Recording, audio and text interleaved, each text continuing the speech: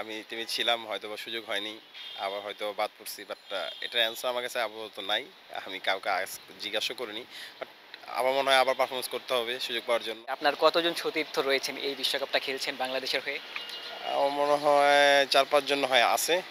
শরীফুল, সাকিব, হৃদয় ভাই, রিশাদ, তো ৪-৫ জন আছে। এখানে আফসোস বলতে আমি আফসোস কথাটা বলব না, কজ আমার একটা জিনিস আমি বিশ্বাস করি যে, যে যখন ডিজার্ভ করবে সে তখন খেলবে। সো আমার সময়টা হয়তোবা আসে নাই। রাকিবুল, বিশ্বকাপ চলছে।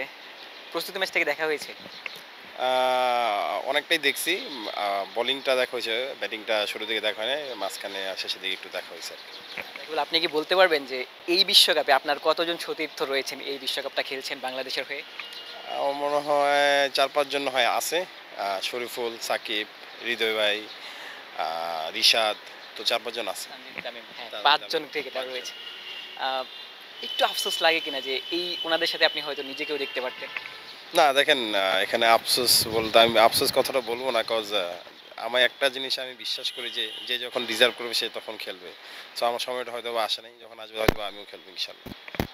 একটু বেশি চ্যালেঞ্জিং কিনা? সাকিব আল হাসান রয়েছেন লেফট আর্ম স্পিনার, আ তারপর নাসুম ছিলেন, তানভীর এই মুহূর্তে রয়েছে। আপনার জন্য একটু বেশি কম্পিটিশন মনে হচ্ছে?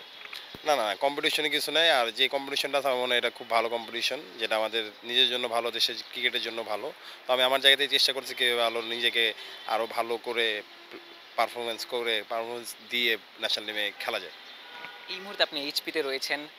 নিজেকে আসলে আরো একটু বেশি আপগ্রেড করার জন্য কি কাজ করছেন? না দেখেন, আমাদের তো এই ফেজটাতে ফিটনেসের উপর অনেক বেশি ডিপেন্ডেন্ট কাজ কাজ করতেছি আমরা। সো স্কিলস হয়তোবা উইকলি ২ দিন করতেছি। বাট এখন আপাতত ওইখানেই ফোকাস ফিটনেসে। আবার আমার প্ল্যান আছে আমি কিভাবে আরেকটু ইমপ্রুভ করা যায় নিজেকে। যদিও গত ২-৩ বছর থেকে এই বছর এইচপিতে একটু গোছানো আছে। আ পার্টিকুলার সবকিছুতেই সবকিছু করতেছি আমরা। আপনার অনেকগুলা ক্লাসও হচ্ছে, যেটা এক্সট্রা নলেজ দিচ্ছে আমাদেরকে। হয়তোবা এটা মাঠে কাজে দিবে। এছাড়া ফিটনেস, স্কিলস করতেছি। সো প্ল্যান আছে। জাতীয় দলের পাইপলাইন বলা হয় এই এইচপিটাকে, সবশেষ যে স্টেজ এইটা। এখান থেকে নিশ্চয়ই, যেহেতু এই দলটাতে আছেন, নিশ্চয়ই জাতীয় দলের আশেপাশেই রয়েছেন। সবশেষ যেই সিরিজটা ছিল নিউজিল্যান্ডের বিপক্ষে অ্যাওয়ে সিরিজ, সে দলে আপনিও একজন মেম্বার ছিলেন নিউজিল্যান্ডের বিপক্ষে স্কোয়াডের। এরপর আসলে সুযোগটা পাননি। কি মনে হয় আসলে ঠিক কেন আসলে সুযোগটা পাননি? দেখেন, এটা তো আমি বলতে পারবো না। আমি টিমে ছিলাম, হয়তোবা সুযোগ হয়নি। আবার হয়তো বাদ পড়ছি। বাট এটার অ্যান্সার আমার কাছে আপাতত নাই। আমি কাউকে জিজ্ঞাসাও করিনি।